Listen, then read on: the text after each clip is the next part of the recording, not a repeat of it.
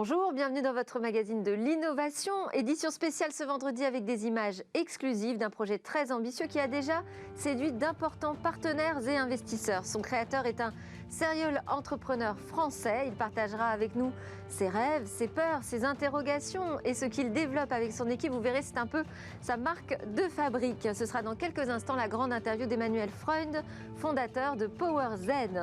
Avant cet entretien exclusif, Jérôme Bouteiller d'Écran Mobile nous chroniquera l'actu économique du secteur.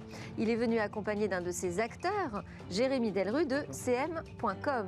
Et en fin d'émission, nous retrouverons Cécilia Sévry pour son rendez-vous sur la conquête spatiale qui sera dédié aujourd'hui à SpaceX.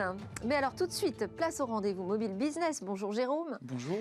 À la une cette semaine, WhatsApp qui s'ouvre au e-commerce, au commerce on va dire même. Vous allez nous parler donc de cette métamorphose de la messagerie instantanée en véritable marketplace. On rappelle avant que WhatsApp est actuellement l'application la plus populaire au monde. Oui Delphine, c'est une formidable success story qui a débuté en 2009 aux États-Unis où Brian Acton et Yann Koum, deux anciens salariés de Yahoo, décident de lancer une messagerie instantanée optimisée pour les téléphones mobiles. Et le projet est ambitieux, l'application est payante, elle tourne le dos à la publicité. Et Yann Koum, qui a grandi en Ukraine, qui à l'époque appartient à l'URSS, fait de la vie privée un élément très très important puisque l'application ne va pas stocker les messages de ses utilisateurs et qu'elle va mettre en place aussi le chiffrement de bout en bout. Et le projet fonctionne, le projet séduit malgré la concurrence de MSN, Messenger et d'autres applications à l'époque particulièrement populaires. WhatsApp va attirer des centaines de millions d'utilisateurs et va être racheté à peine 5 ans plus tard, en 2014, par Facebook pour plus de 20 milliards de dollars. Un investissement plutôt judicieux de la part de Facebook. Oui, puisqu'en à peine une décennie, WhatsApp est devenue l'application la plus populaire au monde. Elle compte aujourd'hui plus de 2 milliards d'utilisateurs actifs mensuels. C'est beaucoup plus qu'un WhatsApp et c'est 1,3 milliard d'utilisateurs ou qu'Instagram, 1,1 milliard d'utilisateurs. C'est aussi une plateforme particulièrement engageante avec ses utilisateurs. On a à peu près 100 milliards de messages échangés chaque jour sur WhatsApp. À titre de comparaison, le SMS, qui a pourtant 2 fois plus d'utilisateurs, à peu près 4 fois moins de messages échangés. Le gros sujet pour Facebook, ça sera la monétisation de WhatsApp, puisque effectivement l'application est moins bien monétisée, par exemple, qu'un Instagram. Et Mark Zuckerberg a décidé d'ouvrir WhatsApp au business en 2018, une stratégie d'ailleurs qui n'a pas plu aux deux fondateurs qui ont quitté l'entreprise depuis. Est-ce que ce virage va créer de nouveaux usages pour les entreprises ? Alors oui, l'arrivée de WhatsApp for Business il y a 2 ans, en gros, a demandé aux entreprises de ne plus utiliser des comptes personnels pour dialoguer avec les consommateurs. Et il faut désormais utiliser soit l'application WhatsApp for Business, soit l'API WhatsApp for Business. Concrètement, les marques n'ont plus le droit d'engager avec des messages promotionnels, par exemple, les utilisateurs de WhatsApp. Et elles doivent attendre que ces derniers amorcent la conversation, par exemple, avec un QR code pour déclencher la conversation. L'autre élément aussi, c'est que les messages qui avant étaient gratuits deviennent payants. WhatsApp va introduire une facturation de quelques centimes, ce qui est un peu plus cher qu'un SMS, mais ce qui devient rentable dès lors qu'il y a plusieurs échanges, dès lors qu'il y a une conversation avec le consommateur, c'est amorti. Et on estime que sur la plateforme WhatsApp, il y a à peu près 175 millions de personnes qui dialoguent aujourd'hui avec des entreprises. Est-ce qu'on pourrait imaginer que demain, WhatsApp puisse servir de plateforme de paiement également ? Alors, on sait que Facebook réfléchit très fort à cette question avec pas mal d'initiatives, notamment dans les crypto-monnaies. Pour l'instant, WhatsApp travaille sur cette question en Inde. Ils se sont associés à plus de 160 institutions financières locales. Et l'idée, ça va être de bancariser des Indiens qui n'avaient pas accès à un compte bancaire traditionnel pour des échanges financiers, des transferts de fonds. Mais effectivement, rien n'interdit à terme que la plateforme s'ouvre à d'autres types de transactions, notamment des transactions commerciales en Inde, voire partout dans le monde. Donc on voit l'application s'ouvrir petit à petit au commerce. Au commerce électronique. Et c'est Mark Zuckerberg qui a multiplié les annonces ces derniers mois. Alors la première, c'était l'arrivée des catalogues. Ça permet aux marques effectivement de présenter leurs produits dans WhatsApp. WhatsApp estime qu'il y a déjà 40 millions de personnes aujourd'hui qui consultent des catalogues. Et Carrefour, par exemple, cette semaine, nous a annoncé qu'il y avait déjà eu plus d'1 million de consultations de son catalogue sur WhatsApp et sur Messenger. Donc c'est un usage qui commence à se développer.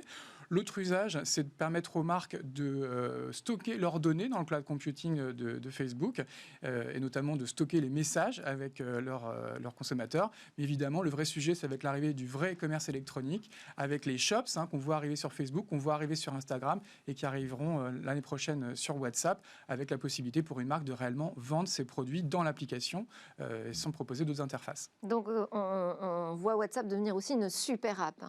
Effectivement, WhatsApp n'est plus simplement une application de messagerie, ça devient une super app sur le modèle du chinois WeChat. Pour une marque, en gros, plus besoin d'avoir un site web, plus besoin d'avoir sa propre application, on va pouvoir tout faire dans une super app, promouvoir ses produits, vendre ses produits et entretenir sa relation client.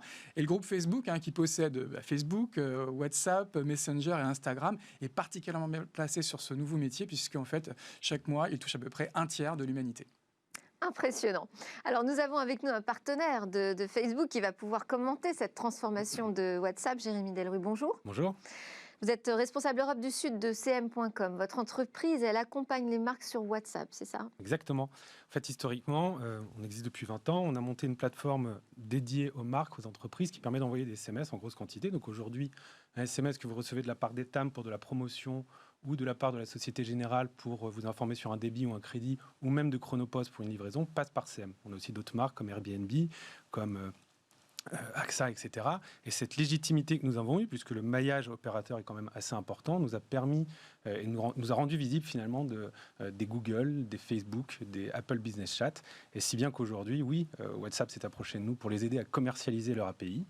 Et aujourd'hui, on le fait. Donc, soit on connecte WhatsApp et une marque parce qu'elles utilisent un CRM, soit on connecte notre solution de chatbot qui permet à une marque de démarrer très rapidement, ou alors on a un logiciel qui s'appelle Customer Contact qui permet à la marque d'échanger et d'interagir avec les clients finaux. Jérôme, vous aviez une question pour notre invité? WhatsApp for Business a été lancé il y a déjà 2 ans. Quel est l'accueil des marques en Europe et plus particulièrement en France? Alors, il y a une grosse différence entre la France et le reste de l'Europe. La France, c'est un pays particulier. En Espagne, en Italie, les consommateurs, enfin les usagers, utilisent WhatsApp depuis des années. Le SMS est plutôt une messagerie mise de côté. Donc, on va dire que le démarrage sur ces pays-là est plutôt exceptionnel. En France, c'est différent. En France, on est quand même des utilisateurs largement du SMS et les marques ont eu du mal à voir où elles pouvaient se positionner. On va dire que ce qui a déclenché, c'est le premier confinement. Là où les marques se sont dit, OK, comment je peux interagir avec mes clients? Comment je peux faire? D'habitude, je les voyais en physique dans le magasin. Il faut que je trouve quelque chose. Et les utilisateurs sont sur WhatsApp aujourd'hui en France. Donc l'idée, c'est pas de savoir comment y aller. Il y a eu beaucoup d'attentisme. Il y a eu beaucoup d'attentisme et petit à petit, les barrières ont été levées, si bien qu'aujourd'hui, on voit de plus en plus de marques embarquées sur WhatsApp. C'est pour cette raison qu'on a embarqué de belles marques comme GoSport, comme Kioni ou comme Orange. Jérémy Delru, est-ce que vous imaginez qu'on puisse aller jusqu'à utiliser WhatsApp comme substitution à un site classique de e-commerce? En tout cas, c'est l'ambition qu'ont Facebook, Apple et Google. Et vous y croyez à ça? Oui, on y croit. Nous, CM.com, on est spécialité de ce qu'on appelle le commerce conversationnel. Donc, c'est le parcours client dans son intégrité, dans son intégralité, dans la messagerie. On est largement inspiré par des modèles de WeChat en Chine. Aujourd'hui, toutes les marques, soit des marques de luxe, de retail, de vente d'outils ou même des restaurants, ont leur application dans WeChat. Ce serait plutôt adapté à des petits commerçants, en fait, qui pourraient zapper la case création de site. Exactement. Vous allez dans un restaurant en Chine, vous avez un QR code posé sur la table, vous le scannez avec votre WeChat, vous commandez vos plats, 5 minutes après, un serveur arrive. C'est parfait pour les gestes barrières, quoi. Donc pour un commerçant, oui, c'est ultra efficace. Aujourd'hui, on parle beaucoup de click and collect. Mais click and collect, c'est quoi? C'est simplement commander. Comment gérer l'avant-vente? Comment gérer la pré-vente? Il faut qu'il y ait un contact. Et comme ce contact physique ne se fait pas, le seul moyen de le faire, c'est de le faire au travers d'une messagerie interactive. Et WhatsApp permet de le faire. Merci beaucoup Jérémy Delru, responsable Europe du Sud de CM.com. Et merci Jérôme Bouteiller, fondateur d'écranmobile.fr, d'être venu en plus accompagné d'un des acteurs de ce secteur.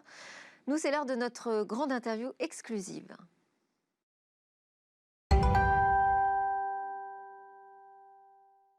Il était une fois un jeu qui voulait révolutionner l'éducation. Il s'appelle PowerZ et voici sa bande-annonce. Si tu es arrivé jusqu'ici, c'est que tu veux en savoir plus. Tu veux découvrir les secrets des mages. Mais pour aller plus loin, il va falloir me convaincre que tu le mérites. La route sera longue et pleine de rencontres. Tu devras voyager, apprendre, t'entraîner encore et encore. Et résoudre les énigmes qui se dresseront sur ton chemin.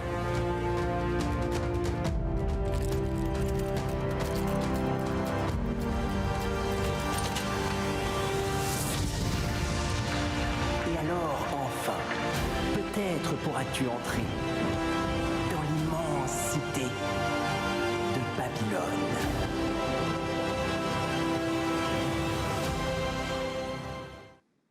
Nous voulons repenser l'éducation avec humilité, tous ensemble autour d'un projet réel et ambitieux que nous construirons ensemble. Bonjour Emmanuel Freund. C'est ainsi, avec ces mots, que vous accueillez les premiers fans, les premières personnes à suivre votre projet. Exactement. En fait, l'idée, c'est qu'on n'est absolument pas des experts de l'éducation. On veut surtout pas se positionner en expert de l'éducation. On veut juste trouver une nouvelle façon de le faire et donc apprendre pendant qu'on le fait. Comment vous est venue cette éducation de vous positionner quand même sur ce créneau de l'éducatif? Parce que là, on parle d'un jeu vidéo qui a une véritable vocation à éduquer les enfants. Un peu par hasard en fait, c'est-à-dire que j'étais très pris par mon ancienne activité et puis à un moment un peu moins. Et avec le confinement, je me suis aperçu qu'il y avait 2 enfants qui étaient dans mon canapé dans la salle d'à côté qui étaient très agréables et qui disaient que j'étais leur père. Et je me suis dit que j'allais montrer que finalement je pouvais être un très bon père et que je pouvais leur apprendre les maths, l'informatique, ce que je savais faire. Et je me suis aperçu à ce moment-là qu'il y avait énormément d'applications pour apprendre plein de domaines différents. Mais toutes ces applications étaient des apps en général, au niveau technique, assez peu ambitieuses. C'est-à-dire qu'elles pouvaient être extrêmement brillantes sur le contenu, sur la façon de faire. Mais finalement, c'était une sorte de jeu ludo-éducatif, mais beaucoup plus éducatif que ludique. Et finalement, ça n'intéressait pas tellement mes enfants et les enfants en général. C'est-à-dire que ça a duré 20 minutes et puis après, ils passaient à autre chose. Alors, c'est vrai que c'est pas si nouveau, ce concept de jeu ludo-éducatif, et de se dire qu'on apprend mieux aux enfants s'ils s'amusent. Moi, j'ai en référence toute la série des Adi, Adibou, Adibouchou. C'est génial, Adi. Adibou, Mais est-ce que c'est votre modèle? Est-ce que vous êtes parti de là? Et comment est-ce que vous vous différenciez de toute cette catégorie de jeux ludo-éducatifs? Non, justement, c'était pas notre modèle. Alors, Adibou, c'est une particularité quand même parce qu'il n'y a pratiquement rien qui a été fait depuis, de presque aussi ambitieux, alors que le truc a été fait il y a 20 ans et dans un monde là où l'informatique était presque inexistant. Donc, c'est quand même un truc assez fabuleux et ça a touché un nombre de générations incroyable. Là, l'idée, c'est plutôt de se dire, il y a plein de choses. Les dessins animés, des jeux vidéo, donc La Reine des Neiges, Petit Ours Brun, Fortnite, Minecraft, etc., qui vont faire que les enfants sont devant l'écran et ne reviennent pas quand on les appelle à table. Pourquoi il n'y en a pas un utile? Dans tous ces trucs-là, c'est pas un qui marche spécialement, il y en a plein. Pourquoi il n'y en a pas un seul utile? C'est-à-dire pourquoi il n'y a pas un truc là où ils vont apprendre des choses et quand on leur demande de venir à table, ils demandent 5 minutes de plus, s'il te plaît, j'ai envie de continuer. Voilà. Qu'est-ce qu'on va trouver comme fonctionnalité très concrètement qui va faire la différence avec ce qui a existé jusqu'ici? Mais en fait, c'est assez facile de les trouver. Le monde du jeu vidéo s'est énormément développé sur les 30 dernières années et est devenu spécialiste sur comment justement faire en sorte que les gens ne viennent pas à table, d'une certaine façon. Et c'est des mécanismes hyper simples. Vous connaissez Pokémon, c'est un mécanisme de collection. Il y a Animal Crossing, c'est un mécanisme de customisation de son espace. Il y a dans World of Warcraft des mécanismes de grinding. Donc tout ça, c'est des mots un peu complexes. Jeu en réseau, on a des équipes, on ne peut pas les quitter comme ça. Il y a plein de choses qui font que le but d'un jeu vidéo, horrible d'ailleurs, mais le but horrible d'un jeu vidéo, c'est de vous faire rester devant l'écran, quelque part. Et donc, ils sont devenus spécialistes là-dessus. Et il y a plein de techniques maintenant qui sont connues et qui font que le jeu est marrant et, d'une certaine façon, extrêmement attractif. Oui, mais à partir du moment où on me demande en plus de faire des maths ou de la grammaire, est-ce que ça peut continuer à être drôle? Est-ce qu'il y a un moyen de l'insérer de manière véritablement ludique, cet apprentissage? Alors ça, c'était le grand pari et la grande question. Effectivement, c'est est-ce que en plus de tout ça, si maintenant, dans un jeu vidéo, on intègre des trucs entre guillemets pas drôles, des maths, de la grammaire, est-ce que c'est possible et dans ce cas-là, comment le faire? Et donc, on est allé voir des experts de l'éducation, des experts du jeu vidéo, pour leur demander, pour leur dire, on a envie de faire ça, pourquoi ça n'avait pas été fait avant? Est-ce que c'est possible? Donc, ils nous ont répondu sur pourquoi ça n'a pas été fait avant, je ne sais pas. Tous les experts, je ne sais pas. Et est-ce que c'est possible? Oui, ça nous semble possible. En tout cas, l'idée est attirante. Et on a fait un premier test, rapide, et effectivement, sur notre premier test, ça a marché d'une façon qui a dépassé nos espérances. Donc on s'est dit, on y va, on fonce. Alors, il y aura une intelligence artificielle qui jouera un peu les profs particuliers, c'est ça, dans le jeu? Alors, c'est pas vraiment le prof particulier. L'idée, c'est de se dire, le jeu a une capacité à mettre l'enfant ou le joueur dans plein de situations extrêmement différentes. Si en plus on peut faire... Et dans l'éducation, on sait qu'il y a un truc qui s'appelle, je crois, le ZPD, c'est la zone là où c'est ni trop facile et on s'ennuie, ni trop dur et on est en situation d'échec. C'est la zone là où on apprend en fait. Là où effectivement c'est à chaque fois juste assez ce qu'il faut pour avoir envie de continuer. Et donc, toute l'idée, c'est est-ce qu'on ne peut pas adapter le jeu à l'enfant, à l'utilisateur, pour que toujours l'exercice soit dans cette zone-là. À chaque enfant, donc. À chaque enfant, exactement. Alors, Donc, c'est plutôt de l'adaptation du jeu plutôt que d'adapter l'enfant, c'est l'adaptation du jeu pour qu'il aille bien avec l'enfant. ça pose la question de ces IA qui sont hyper personnalisées, c'est très séduisant. En même temps, ça pose la question de la collecte de données sur ces enfants. Comment est-ce que vous travaillez autour de ce sujet de la sécurité, de la vie privée, quand on parle de mineurs, peut-être même de très jeunes enfants? D'ailleurs, on va préciser pour quel âge vous travaillez sur ce jeu Power Z. Alors, ça s'adresse à quel âge? À partir de 6 ans. Ok. À Jusqu'à 99. En fait, c'est Ok. très important que ça plaise aussi aux adultes. Un peu comme justement tous ces dessins animés Disney ou Pixar ou tous ces jeux vidéo comme Animal Crossing, ça plaît aux enfants et ça plaît aux adultes de la même façon. Il y a pas Alors, de- comment vous répondez à cette question de la vie privée, de l'utilisation des données personnelles, comportementales d'un enfant de 6 ans? En fait, c'était une des raisons principales pour laquelle on est dans ce domaine et pour laquelle on a fait ce projet. Il y a une chance complètement incroyable dans l'éducation, c'est qu'il n'y a pas les GAFA. Il n'y a pas Amazon, Google, Facebook, tous ces gens-là. Et il y a une possibilité de créer quelque chose, parce qu'il y a quelque chose qui sera créé un jour. Un jour, il existera un programme universel pour apprendre les maths. Mais là, il y a la possibilité de le créer avec des valeurs plus européennes, ou je ne sais pas comment on peut le dire, en tout cas justement une base de données qui serait complètement ouverte, qui serait complètement partagée. Et quand je dis justement dans le mot qu'on envoie à tout le monde qu'on veut le faire ensemble, c'est ça. On veut justement une communauté de gens qui soient capables de valider du contenu, qui soient capables de valider de l'intelligence artificielle, qui soient capables de la réutiliser s'ils ont envie pour n'importe quel autre projet. Tout ça doit être ouvert et libre. Et c'est extrêmement important. Alors, c'est aussi, on ne l'a pas dit, un jeu qui sera totalement gratuit. Il n'est pas gratuit parce que c'est un modèle économique pris au hasard. C'est parce que véritablement, vous concevez un peu comme l'éducation nationale, un système ouvert à tous, l'accès à tous les enfants à la même qualité éducative. Ben oui, et en fait... C'est très ambitieux, hein, de Oui. partir sur ce modèle. Et en même temps, la naïveté et la bienveillance, ça marche très très bien en ce moment. Ouais. Dans le système capitaliste, c'est particulièrement, c'est très à la mode la bienveillance et la naïveté. Donc c'est une bonne nouvelle. Mais sans être cynique, il y a 50 ans, effectivement, on avait l'école de la République en France qui était un truc fabuleux, là où le fils de l'ambassadeur côtoyait le fils du gardien et était dans la même école. Il y avait une vraie mixité. Maintenant, c'est beaucoup moins le cas. Effectivement, les familles aisées vont plus aller dans des écoles privées Montessori et en plus proposer du piano, du chant, plein de choses, d'activités extrascolaires à leurs enfants, alors que les familles plus défavorisées vont avoir l'école publique classique avec 30 élèves dont certains, parfois je stéréotype, viennent d'arriver, ne parlent pas nécessairement français, donc une classe qui va s'adapter à l'élève le plus lent et évidemment pas d'activité extrascolaire, l'activité extrascolaire étant souvent la console. Donc l'idée, si on veut justement faire quelque chose qui aide l'éducation d'une certaine façon, qui participe à tout ce mouvement-là, c'est obligatoirement quelque chose de gratuit. C'est obligatoirement quelque chose qui va aider particulièrement les classes les plus défavorisées. Et ça tombe bien, encore une fois, parce que dans le jeu vidéo, le modèle qui marche le mieux, c'est le modèle gratuit.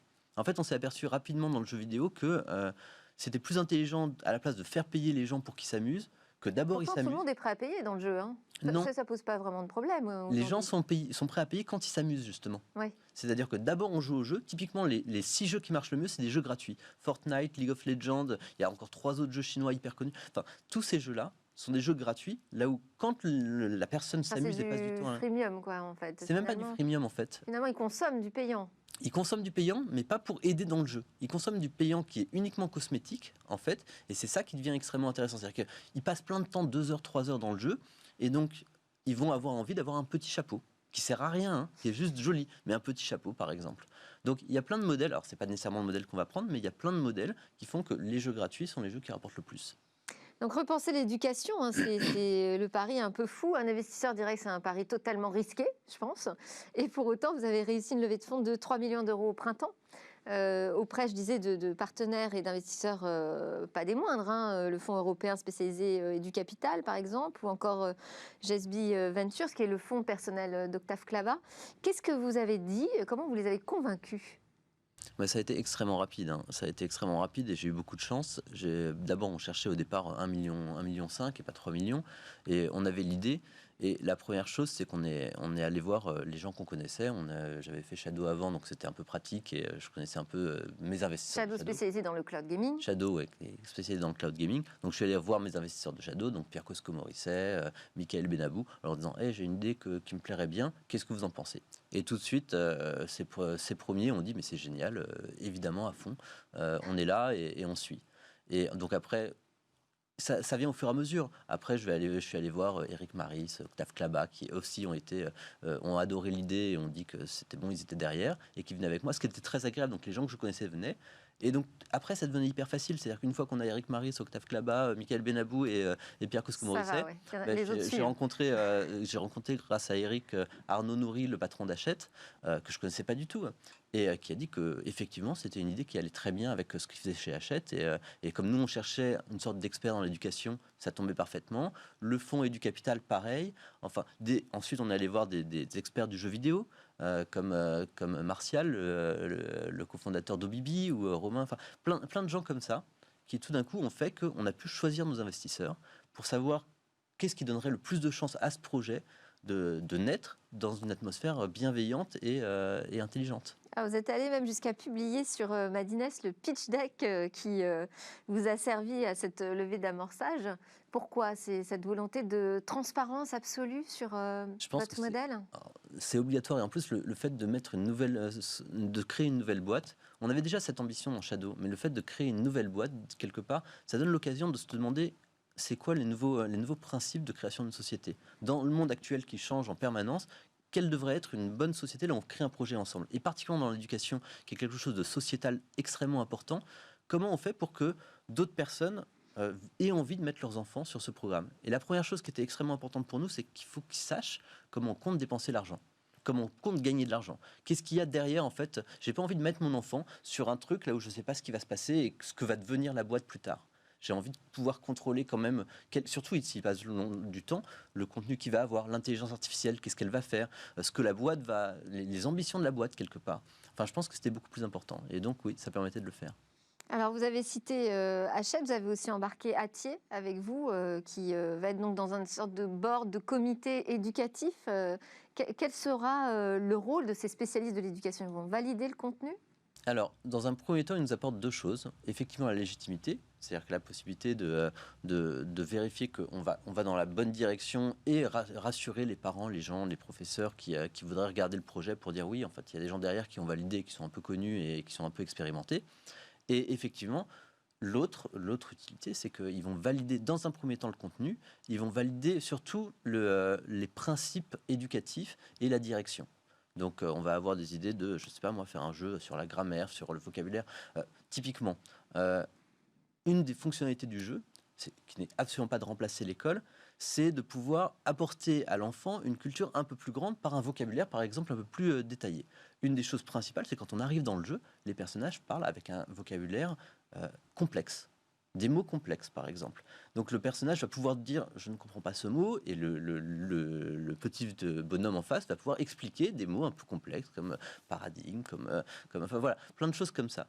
Et ce truc-là, qu'on trouvait être une très bonne idée, la première chose qu'on fait, c'est qu'on le valide. Est-ce que ça a un intérêt? Comment, pourquoi et comment on pourrait le faire exister le mieux possible? On a parlé des partenaires, on n'a pas cité l'éducation nationale. Non. Comment est-ce possible? Pour plusieurs raisons. D'abord, encore une fois, le but, c'est surtout pas de passer par l'éducation nationale.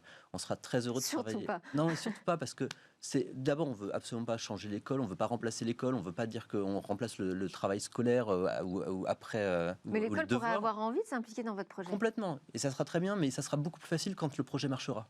Ouais. Plutôt que, le projet va d'abord être adopté par les parents, par les enfants. On va montrer que ça a un intérêt. Peut-être par des profs. Évidemment, au bout d'un moment, rapidement, peut-être par des profs. Alors, on va faire des expériences avec des profs, c'est extrêmement intéressant. On veut que les profs participent à notre démarche pédagogique, qu'ils soient inclus dans notre comité pédagogique également et dans notre communauté. On parle déjà avec beaucoup de profs et des profs très différents, des profs de l'éducation nationale, mais des professeurs Montessori aussi. Mais à un moment, effectivement, j'espère, dans 2 ans, dans 3 ans, dans 4 ans peut-être, qu'on va travailler de façon très proche avec l'éducation nationale, mais quand nous-mêmes on aura grandi, quand le projet aura déjà été adopté par les enfants. Est-ce que Jean-Michel Blanquer connaît votre projet, par exemple, PowerZ? Je n'en ai aucune idée. Vous n'en avez pas parlé avec lui? Je ne lui en ai pas parlé. Pas encore. Ah, enfin, il paraît qu'en tout cas, pour rentrer sur l'éducation nationale, pour réussir à se faire sa place, il faut commencer par les profs. Donc, vous avez sans doute la bonne démarche. Alors, j'ai annoncé que c'était une interview exclusive au sens où on allait découvrir des images qui ont encore jamais été montrées jusqu'ici. Ce sont des premières phases de jeu qui vont apparaître à l'écran pendant qu'on discute. Là, qu'est-ce qu'on voit comme type de fonctionnalité? Alors là, on Qu'est-ce qu'on va voit, pouvoir découvrir? c'est assez drôle, on voit la naissance de l'intelligence artificielle en direct. Ok. C'est ce qu'on appelle la chimère. L'enfant arrive avec dans ce monde un peu imaginaire et trouve un œuf. Et de cet œuf va éclore un petit dragon, un petit animal en fait qui va lui ressembler et qui va l'accompagner partout. Un peu comme les Disney, l'animal qu'on voit sur l'épaule. Et donc cet animal en fait va vivre avec l'enfant tout ce qui va se passer et va potentiellement aussi orienter un peu délicatement et subtilement l'enfant vers différentes activités, par exemple vers... C'est son petit génie. c'est son petit génie qui va lui dire « Oh tiens, et si on allait là-bas dans la hutte de l'alchimiste pour faire des mathématiques ?» Alors il dit pas pour faire des mathématiques, mais en gros, si on allait dans la hutte de l'alchimiste, ça peut être intéressant, il y a sûrement plein de choses à nous faire voir. Et donc plutôt que de dire à l'enfant va faire des maths, il aura le choix d'y aller ou non, mais il sera subtilement poussé par sa chimère, par son animal, qui va faire les choses et qui va l'encourager à chaque fois. Alors, je m'interrogeais sur le nom Power Z. Power, donc ça fait une référence quoi, à la puissance, on donne le pouvoir aux enfants. Et Z, c'est la génération Z? Alors, plus ou moins, Powers, c'était plutôt les pouvoirs de l'enfant. Et la notion de pouvoir n'était pas du tout celle qu'on veut communiquer, mais c'est comme quand on cherche un nom, en général, la première chose, c'est qu'il passe bien avec la génération à qui on veut l'envoyer. Donc les enfants ça ne comprennent bien ce sens-là. Mais la vraie raison, c'est que, en fait, et c'est aussi une des raisons à la base du projet, on voit que les enfants, particulièrement les enfants de 8 ans, ont un pouvoir incroyable, c'est la naïveté. D'une certaine façon, la crédulité que tout est possible. Et quand tu vas leur demander comment tu arrêtes une guerre, comment tu vas solutionner la pollution, comment tu vas guérir le Covid, par exemple, est-ce que tu peux construire une machine pour protéger du Covid, ils vont te trouver 10 solutions, dont 5 sont assez ingénieuses. Alors que si tu demandes ça à quelqu'un de 18 ans, il n'y arrivera plus du tout. Ou de 20, enfin, c'est plus du tout son périmètre. Et il y a une sorte de barrière qui se fait avec plein de choses qui sont impossibles. C'est marrant parce qu'une sorte d'enfant de 8 ans, c'est comme un Elon Musk. Il va pouvoir penser qu'il peut tout faire. Et ce truc-là, on a envie de le préserver. On a envie de trouver comment on peut faire grandir des gens, mais tout en préservant cette naïveté, quelque part, ce pouvoir qui est, mais en fait, tout est possible et on peut changer le monde. Et Power, c'est un mot anglais, donc ça veut dire que vous avez une ambition internationale? Très clairement, oui. Je pense que l'éducation doit être internationale. Il y a plein de choses qui sont locales, comme l'apprentissage de l'histoire, mais même pas nécessairement. L'apprentissage du français est plutôt local, en ordre de priorité, mais l'enseignement doit être international. Alors, merci d'avoir beaucoup de nous avoir offert ces images. Donc, la prochaine échéance, ça va être le 18 janvier. En fait, on pourra commencer véritablement à rentrer dans le jeu le 18 janvier prochain, c'est ça? C'est ça, à mettre ses mains dedans. C'est-à-dire, on appelle ça la première pierre. C'est-à-dire que alors, c'est un autre élément dont on s'est aperçu. On s'est aperçu que, en fait, ce jeu en construction, c'était très intéressant d'impliquer la communauté, d'impliquer les enfants, et d'impliquer les parents et les professeurs, donc, pour voir comment on pouvait bâtir chaque pierre du jeu. Donc, dès qu'on va avoir une pierre un peu fonctionnelle et un peu utilisable, c'est pas du tout un jeu terminé. C'est pas du tout le jeu fini qui sera là dans 2 ans, dans 3 ans. C'est même pas la version bêta, en fait. C'est même pas du tout la version bêta. C'est 3-4 heures de jeu pour voir un peu ce qu'on a. Voilà. Et donc les gens vont pouvoir arriver le 18 et faire ces 3-4 heures Alors de jeu. cette démarche, effectivement, elle est à tous les niveaux, puisque vous lancez en parallèle du développement du jeu une réflexion sur la dimension sociétale du jeu, notamment la question du rapport aux écrans. On a commencé un peu à l'aborder. Qu'est-ce qui vous interroge là-dessus? En fait, dans la société, encore une fois, on découvre un monde qui n'est pas le nôtre, et donc on parle à plein de gens. Et on s'aperçoit de quelque chose, c'est dans cette société actuelle, il y a toujours une sorte d'ambivalence sur la présence de l'écran avec l'éducation. On passe du « ah c'est vachement utile, ça permet d'apprendre par le jeu, c'est vachement chouette » à « non, les écrans sont mauvais pour la santé, il faut éviter que les enfants se mettent devant les écrans ». Et bizarrement, dans cette époque de Covid, dans cette époque là où les moyens de communication informatique se développent extrêmement rapidement, au contraire, on penche beaucoup plus vers la deuxième partie, qui est les écrans sont nocifs. Donc il y a eu un livre qui dit que effectivement les écrans rendent complètement stupides et qu'il faut absolument retirer nos enfants des écrans. Il y a eu des reportages qui parlent d'écrans de fumée ou de générations malades sur les générations d'écrans. Enfin, tout ça pour dire il y a une sorte de diabolisation de l'écran maintenant qui n'a pas de sens. Qui n'a pas de sens parce que la question ne doit pas être savoir si les écrans sont nocifs ou pas nocifs. Les écrans sont là. On n'arrivera pas à faire un monde sans écran. Et si on veut essayer de faire un monde sans écran, c'est les ultra riches comme à la Silicon Valley qui vont essayer de sortir leurs enfants des écrans et de faire une sorte de bulle qui est complètement hors du monde quelque part et qui va avancer à 2 vitesses. Donc il faut travailler avec les écrans, il faut plutôt savoir comment on peut les utiliser effectivement raisonnablement, comment on peut les utiliser avec parcimonie. Plutôt que de se voiler la face, en fait, Exactement. et de dire oui, bon, on va essayer de faire en sorte que les enfants soient moins sur leur écran. Ça, Les c'est trop écrans tard. sont là. Ils sont là. Et en plus, dans les familles défavorisées, parfois, c'est 6 heures par jour d'un écran pour un enfant de 8 ans. Donc, il faut les utiliser. Arrêtons de... Et plutôt qu'ils soient bombardés de publicité ou de trucs, ou de... Voilà, s'ils pouvaient être bombardés d'un truc intelligent qui, justement, leur fasse réfléchir à leur utilisation des écrans, c'est hyper bien. Alors avant ce projet, on l'a évoqué aussi, vous aviez lancé un autre pari, Shadow, avec l'entreprise Blade. Énorme projet de cloud gaming. Vous n'y êtes plus aujourd'hui, mais Shadow continue. Est-ce que vous en tirez des enseignements spécifiques et peut-être allez-vous éviter certains écueils dans cette nouvelle aventure? Plein d'enseignements spécifiques. Alors plein lesquels? Et surtout plein de moments extrêmement... Enfin, construire ensemble, c'est un truc fabuleux. Construire ensemble et avoir l'impression d'être utile, c'est un truc fabuleux. Et effectivement, Shadow, quand on a commencé, quand on était 30, quand on était 100, et on avait tous l'impression que, alors c'était débile, on faisait juste un ordinateur quelque part, mais on avait l'impression de changer le monde, de porter un autre regard sur la technologie, de faire quelque chose de plus responsable, de plus écologique, que tout d'un coup on va pouvoir changer la façon dont les gens consomment la technologie et révolutionner tous les problèmes du complotisme, de la 5G, de toutes ces choses-là. Et cette ambition-là... Juste en créant un système qui permet de jouer à un jeu vidéo à travers le cloud. Alors c'est pas jouer à un jeu vidéo, c'est un ordinateur réellement. Ouais. C'était un ordinateur, mais le principe... Il y a la puissance en tout cas nécessaire pour jouer aux jeux le fondement de ça était de dire que finalement un ordinateur, ça doit être un outil commun, et de la même façon qu'on n'arrive pas dans une réunion avec sa chaise, on ne devrait pas arriver avec son ordinateur, on devrait avoir des écrans où on se connecte et c'est tout. Un bien commun. Voilà, un bien commun et partagé. Et cette idée-là, en fait, c'était surtout cette notion-là de travailler ensemble et de changer le monde qui est à la base en fait de toutes les startups au départ. C'est-à-dire que si tu n'as pas envie de changer le monde, tu ne fais pas ta startup. Et ce qui est extrêmement agréable et extrêmement enthousiasmante et qui permet effectivement de déplacer des montagnes. Et ce truc-là, au fur et à mesure, on l'avait un peu perdu à Shadow, c'est-à-dire que c'est toujours une technologie complètement fabuleuse, c'est toujours un produit complètement fabuleux, je suis toujours au board, je suis toujours avec attention tout ce qu'ils font. On a reçu Jean-Baptiste Kempf dans l'émission, d'ailleurs, qui va s'occuper de faire vivre cette ambition. Il est génial. Et donc j'étais très content quand il a accepté de venir et de reprendre le relais là-dessus, sur le développement. Mais il n'y a plus cette facilité, cette ambition de se dire on va changer le monde, on va faire un truc complètement différent. Alors comment on évite de retomber dans une perte de sel en fait sur le projet? Il y a plusieurs moyens, il y a plusieurs choses. D'abord, on définit les valeurs au départ, les valeurs qu'on veut suivre. On évite de faire... on maîtrise nos augmentations de capital. On sait à quoi sert l'argent, on sait comment on le dépense.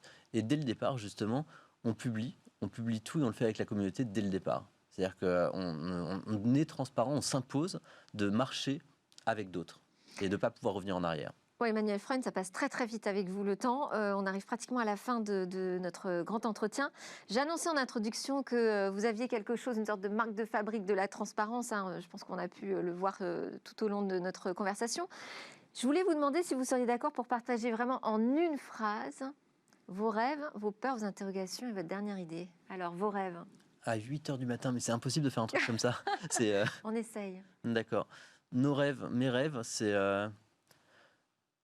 marrant, je crois pas au principe de gourou, mais je crois au principe d'éveil. C'est-à-dire que j'ai envie que tout le monde ait envie de changer le monde. J'ai pas envie que tout le monde suive quelqu'un qui le fasse. J'ai envie que tout le monde ait envie de changer le monde et que tout le monde se pose la question sur où est-ce qu'ils ont envie d'habiter et pas est-ce qu'ils veulent une PlayStation 5 ou quelque chose comme ça. Vos peurs. Mes peurs, c'est qu'effectivement, ils veulent une PlayStation 5 à la fin. Et que c'est ça qui est... Et vos interrogations? Mes interrogations, c'est comment faire pour et c'est la base de Powers, comment faire pour que ce soit pas un monde à 2 vitesses? Comment faire pour que, avec toute la multiplication des informations dans tous les sens, comment faire pour être capable que chaque personne puisse avoir un libre arbitre et démêler le faux du vrai? C'est génial quand on va sur Google et qu'on regarde le monstre du Loch Ness, par exemple, les 10 premiers articles expliquent qu'il existe. C'est donc des choses comme ça, et il y a plein de choses qui sont partagées. Enfin, quand on s'aperçoit, c'est complètement hors sujet, mais quand on s'aperçoit que le complot qui marche le mieux, c'est qu'il y ait des pédophiles ultra riches qui veulent diriger le monde, On se dit, mais c'est tellement incroyable, quelque part, que le fait que ça marche doit nous interroger. Donc il y a vraiment des mondes à deux vitesses, quelque part. Et Votre donc, j'aimerais dernière idée? Ma dernière idée, c'est de faire que... ma dernière idée, j'espère que j'en aurai plein. Ma dernière idée, c'est d'en avoir plein d'autres derrière. Mais Pas une ce matin, là. Ce matin, il était trop tôt pour avoir une idée. ah, mais beaucoup trop tôt. Bon. Merci beaucoup. On va quand même repasser quelques images des premières phases de jeu que tout le monde va pouvoir découvrir le 18 janvier 2021. Merci beaucoup d'avoir fait confiance à Smartech et de nous les avoir confiés.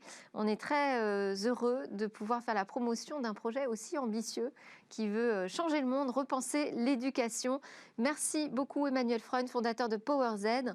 Je vais vous garder avec moi parce qu'on va partir dans l'espace. On va retrouver Cécilia Sévry et suivre les aventures de SpaceX.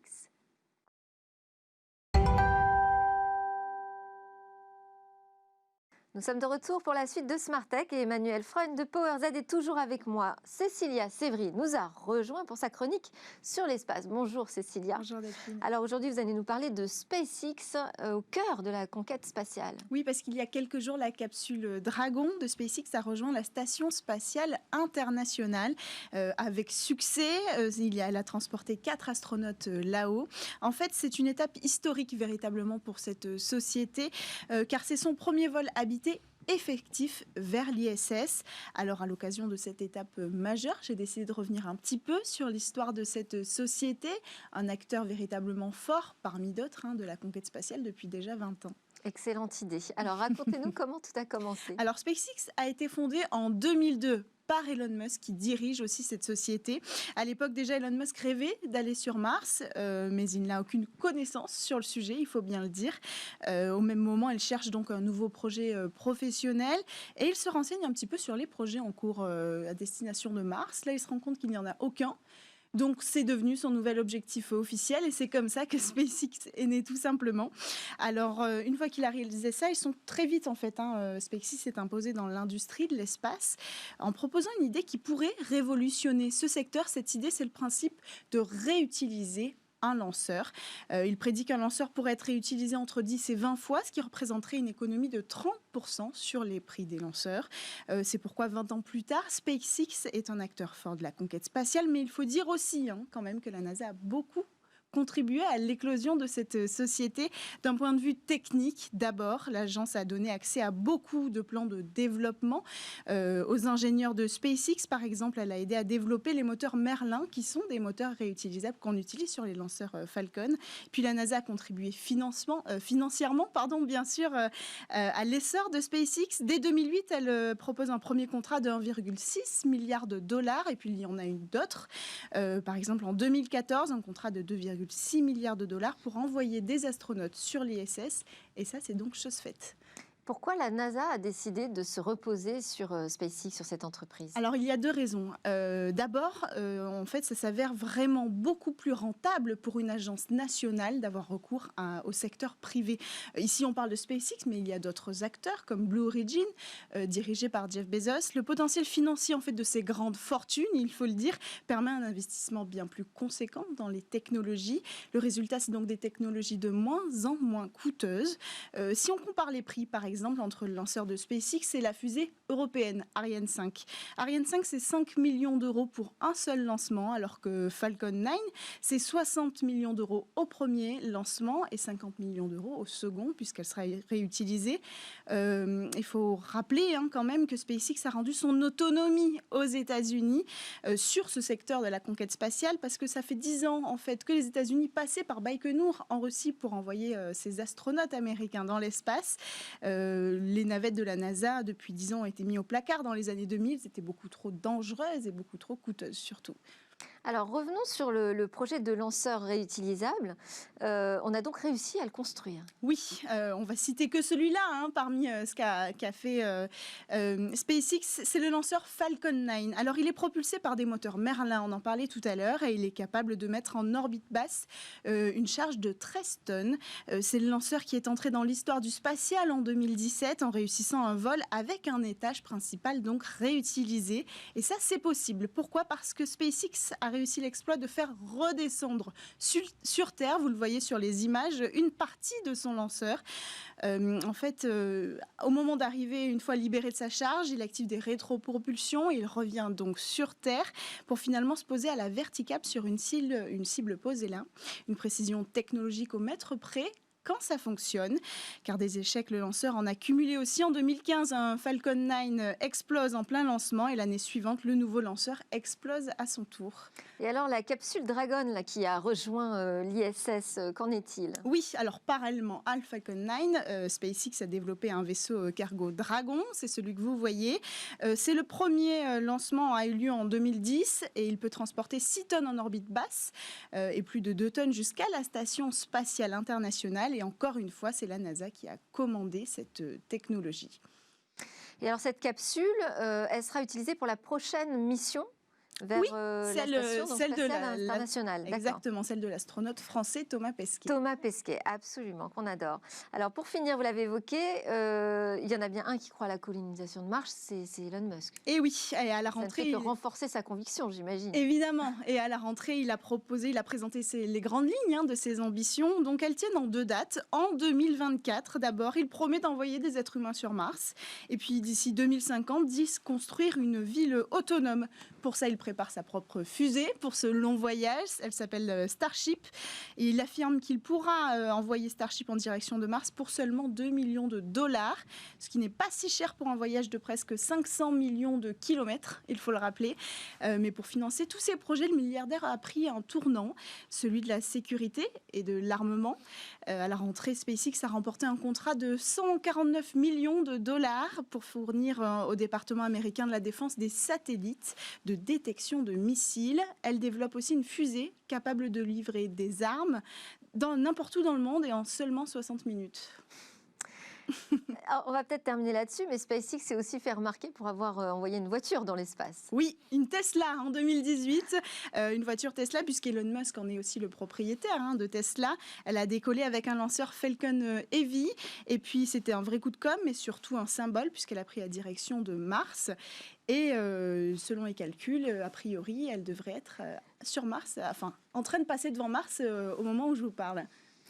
Emmanuel Freund, vous suivez les aventures de SpaceX ou Oui, plutôt beaucoup. d'Elon Musk ? Les deux, en fait. Le personnage est assez intéressant. Vous faites partie des fans, vous le Pas du suivez tout. sur Twitter Oui, et pas du tout. Ah, alors comment vous pouvez dire oui et non en même temps ?